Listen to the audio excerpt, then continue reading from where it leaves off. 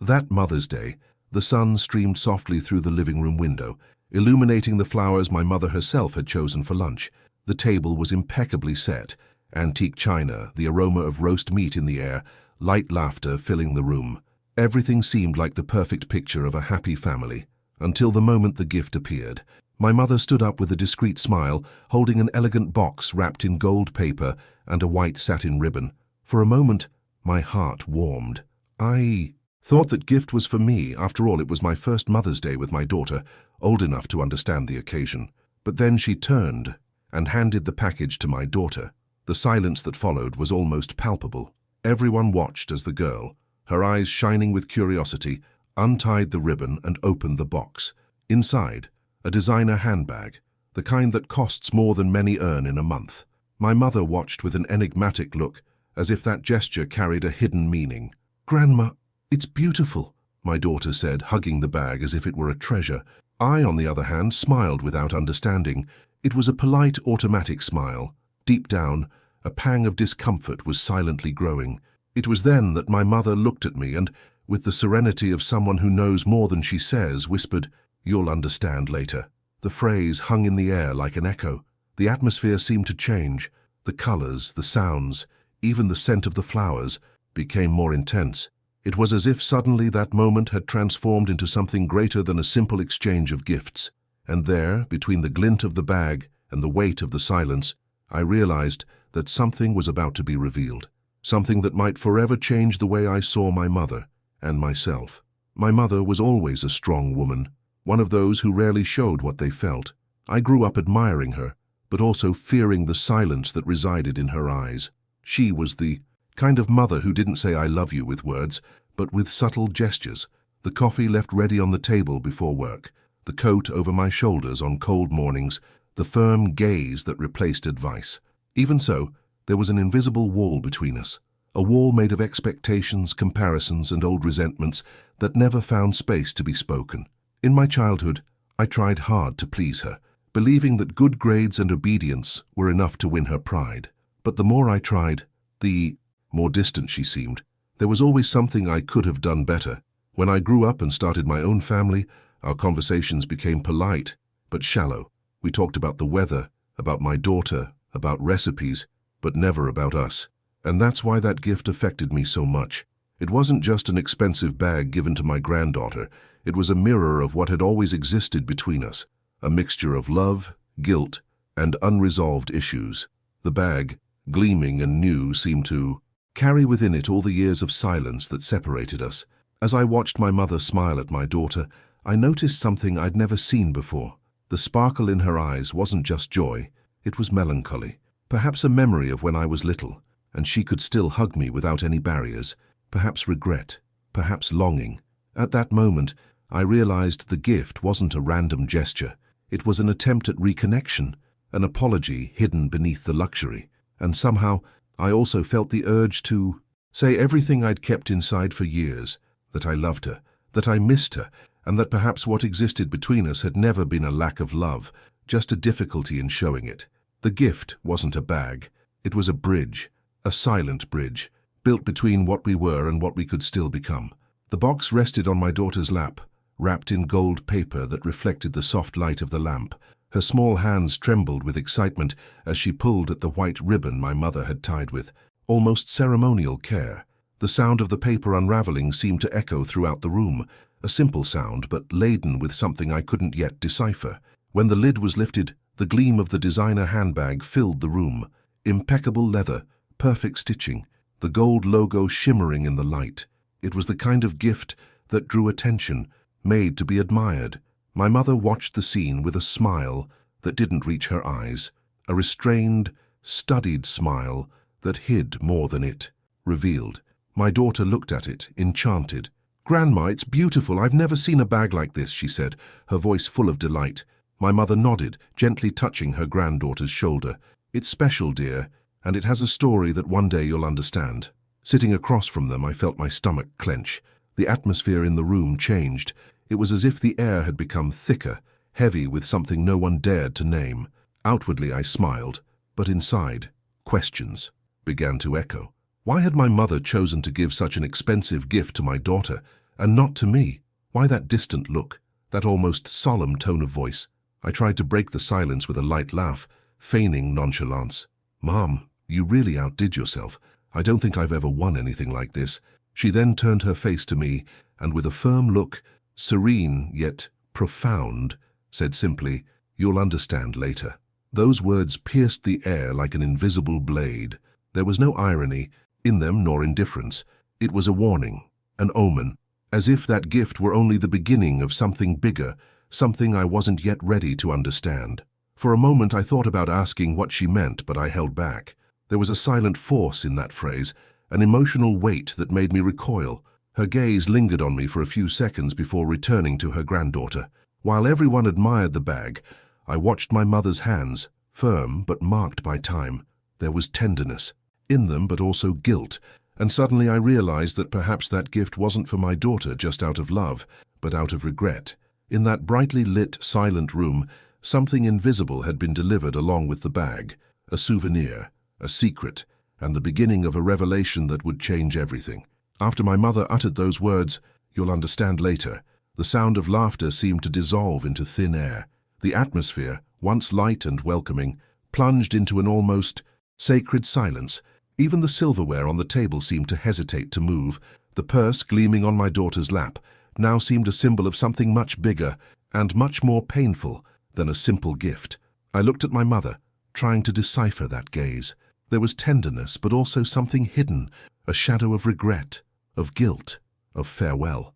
I couldn't understand, and perhaps that's why the silence weighed so heavily, because each second seemed to carry questions I didn't have the courage to ask. My heart was torn between gratitude and discomfort.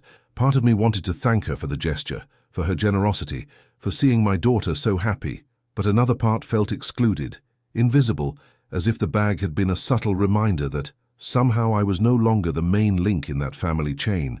It was as if my mother were skipping a generation, giving her granddaughter something she had never given her daughter. My daughter, oblivious to everything, admired the gift with the innocent gleam of someone who doesn't understand the weight of adult emotions, and perhaps it was better that way. Children don't perceive the silent war that sometimes exists behind a smile. I looked at my mother again. She was quiet, watching, as if she expected me to say something. But I couldn't. There was a lump in my throat, and the silence between us spoke louder than any words. Time seemed to have stopped. The sound of the wall clock marked each second with cruel precision. And, deep down, a question echoed within me. Why did she do that? Was it a gesture of love or of compensation, a gift or a veiled message? At that moment, I realized that the day, which should have been a celebration, had turned into a minefield of emotions. Everything seemed normal to others, but inside me something had changed. My mother's smile now seemed distant, as if she knew something I didn't yet know, and perhaps deep down was afraid to find out. The silence between us wasn't empty. It was full of untold stories, swallowed words, and truths waiting for the right moment to emerge. And it was there, in that dense and almost cruel silence, that I realized that gift didn't end with the ribbon on the box. It was only the beginning of a secret that time would inevitably bring to light. As I watched my mother smile at my daughter, something inside me began to stir, as if an old box, stored for years in some forgotten corner of my memory, had opened on its own. Suddenly, memories began to emerge one after another like fragments of a puzzle I had never been able to assemble. I remembered the times I tried to show her my childhood drawings, proud of what I had done, and she would just say, "It's good, but you could have done better." Or the winter mornings when I dreamed of hearing her say she cared about me, but all I got was a "don't be late for school." She was never cruel, just distant. Her love always seemed filtered through a layer of ice. And then there was my sister. Older, more like her, more appropriate. My mother always praised her. Her posture, her choices, her way of speaking. I, on the other hand, was the dreamer, the one who wrote poems and talked too much. And, little by little, I learned to be quiet, to hide what I felt, to be grateful for crumbs of affection as if love were a prize and not a right. Over time, the distance became the norm. Our conversations became measured, as if we were always treading on broken glass. When I became a mother, I thought this would change, that when she saw me with my daughter in my arms, she would remember the woman she was to me and try to do things differently. But the ice didn't melt. It remained there, discreet, polite, painful. And now, looking at that luxurious gift in my daughter's hands, everything began to make sense. That gesture wasn't gratuitous. It was a reflection of what she never knew how to give me. Perhaps my mother wanted to redeem herself, starting over with her granddaughter. Or perhaps it was her way of saying that time had passed, and that she no longer knew how to approach me without fear of making mistakes. The memories kept coming in waves. The day I got my first job, and she, instead of congratulating me, just said, "It was the least I expected." The birthday when I brought her flowers and she asked if they were expensive. The moments when I tried to hug her and she remained stiff, uncomfortable, as if affection was a language she didn't understand. And then I realized my mother had always loved, but in the way she knew how, with harshness, with distance, with fear. And perhaps that gift was her attempt to finally translate what she had never been able to say in words. The past, which had previously seemed confusing, now revealed its silent logic. Every cold gesture, every absence, every restrained word was a reflection of a woman who, for some reason, believed that showing love was a sign of weakness. And in that instant, what I felt wasn't anger. It was compassion, because perhaps her pain had begun long before mine. 3 days later, the phone rang on a warm, late afternoon. I recognized the number even before answering. On the other end, my mother's voice came softly, like someone crossing a narrow bridge over an ancient river. "I left a letter for you. It's in the china cabinet drawer." My heart raced. There was no long goodbye, just a restrained sigh, as if the words she couldn't say had found another way to reach me. I opened the drawer carefully. The letter was folded in half with my initial written in pen. The paper had a light lavender scent, the same as when I was a child. I sat at the table and began to read. The first lines already contained a silent plea. I know I was harsh. I thought firmness was the only shelter I could offer, but I got it wrong and I got you wrong. She explained that the purse wasn't just a purse. Outside of it, years ago, it was the only possession worthy of being pawned when money was tight and winter was long. A gift from a former employer, kept as both armor and tenderness. On difficult days, my mother would hug it to remind herself that there was still beauty in the world, even when the cupboards were almost empty. This purse carried my bills, my hopes, and my fears. It carried the bread that put on your table. That's why I gave it to your daughter, so that what sustained me may now protect you. With each paragraph, the rigidity I knew dissolved into humanity. She admitted her flaws, her cutting words, her distance. She said she didn't know how to talk about love, that she confused silence with protection, and she confessed that, in giving the gift to her granddaughter, she wished to open a door she had never been able to open with me. I wanted to start where there is still time, but the gesture is yours too. You were the one who taught me how to be a grandmother. Finally, the phrase that had echoed since lunch reappeared, now illuminated. You'll understand later. I understood. It wasn't favoritism nor disdain. It was reconciliation, a plea for forgiveness disguised as an inheritance. The purse was a survival map, a lifeline extended through generations. It wasn't about luxury, it was a legacy. It was the imperfect and true way my mother found to say, "I was here. I tried. Forgive me." I closed the letter with teary eyes and, for the first time in a long time, felt the urge to call back, not to demand what was missing, but to thank them for what had finally arrived. The later had arrived, and it was up to me to cross the bridge. When I finished reading the letter, I remained silent for long minutes. The world around me seemed to have slowed down. The late afternoon light streamed through the window and landed on the table, illuminating the paper that still trembled in my hands. My heart felt heavy and light at the same time, heavy because of everything that had been lost, light because I finally understood what had eluded me for years. My mother always loved me, she just didn't know how to show it. The memories returned in the form of scenes, the brewed coffee, the blanket left on the sofa, the watchful gaze from a distance. They were simple gestures that until that day I had seen as coldness. Now I perceived in them a kind of silent, almost shy love, hidden behind the rigidity of someone who had learned to survive without showing weakness. The bag, which had previously seemed to me a symbol of exclusion, was now transforming before my eyes. It carried more than just stitching and leather. It carried within it the story of a woman who struggled to create, protect, and provide. Each mark, each small piece of wear, was a living memory of sacrifices I never knew how to acknowledge.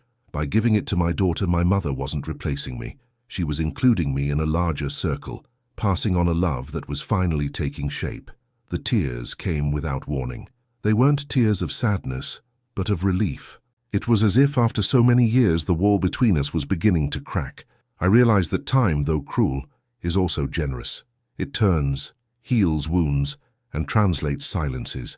And in that instant, I understood. What my mother gave me wasn't absence, but a lesson. She taught me to love differently, and without realizing it, made me a mother who hugs, who speaks, who shows affection. I picked up the phone and sent a short message. "Mom, now I understand. Thank you for everything." No answer came at that moment, nor was it needed. Understanding didn't require words. The gesture finally had spoken louder. Love, I realized, isn't measured by the hugs that were missing, but by the gestures that, with time, reveal what pride tried to hide. My mother had rebuilt the bridge, and it was up to me to cross it, with an open heart, carrying with me the legacy of love that I finally understood. In the days that followed reading the letter, something began to change within me, first subtly, almost imperceptibly, like a breeze before dawn. The anger and resentment that had accompanied me for years began to dissolve, giving way to a new feeling, empathy. For the first time, I looked at my mother, not as the woman who hurt me, but as the woman who had also been hurt by life. I realized how much she had carried alone, fears, deprivations, responsibilities that I never understood. Being a mother, I now understood, is walking a tightrope between love and the fear of failure. And perhaps, in her attempt to get it right, she had hidden behind the rigidity she deemed necessary. That weekend I went to visit her. When I opened the door, she looked at me in surprise, not knowing the reason for my visit. I brought flowers, not out of obligation, but as a gesture of a fresh start. I sat beside her, and for the first time in a long time, the silence between us wasn't heavy. It was calm, welcoming. We spoke little, but each word carried a new meaning. At one point, my daughter entered the room with her bag slung over her shoulder proudly. My mother watched her with a different gleam in her eyes, that same gleam I saw when I was little, but now without the veil of distance. I smiled too, not with jealousy, but with tenderness. I understood that love doesn't diminish when it's shared. It multiplies. That afternoon, we laughed about old times, talked about memories that once hurt and now fit in our hearts like scars that no longer wound.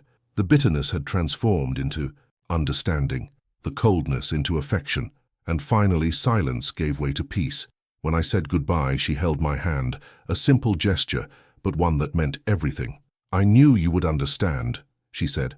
This time, later, had arrived for both of us. As I returned home, I realized that something essential had been restored. The past hadn't disappeared, but it had been healed. The love that had once lain dormant within the wounds now breathed freely. And I finally understood that forgiveness isn't about forgetting what happened, but about choosing to look at the pain and transform it into a bridge. That Mother's Day, I thought I'd been left out. But in fact, it was the day I finally came back inside. Sometimes love arrives disguised, in harsh words, in silent gestures, in gifts that seem unfair at first glance. And only time, with its mysterious patience, is capable of revealing what pride and pain have hidden. This story, although about a mother and daughter, is also about all of us, about the bonds that time strains, the affections that are lost in the subtext, and the reunions that life generously offers us when we are ready to truly see. How many times do we judge others without understanding the burden they carry? How many times do we confuse coldness with disinterest, when in reality the other person simply doesn't know how to show what they feel? There are people who love as if protecting themselves because they were taught to survive, not to open up. And therefore their love may seem distant, imperfect, or even absent, but it exists silent, waiting for the right moment to be recognized. The gift from that mother, a bag that had been passed down through generations, became a symbol of something much greater, the power of forgiveness and the strength of empathy. She didn't just give an object, she gave a part of her history, a memory of struggle and survival, a piece of the love she had kept for fear of losing it.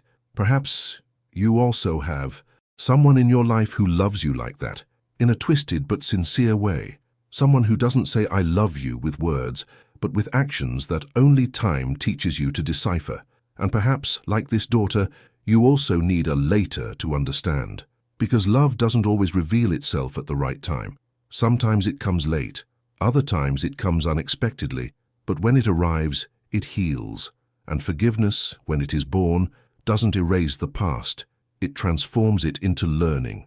If there is one universal truth in this story, it is that love doesn't cease to exist just because it was misunderstood. It simply changes form, waiting for the heart to mature enough to recognize it.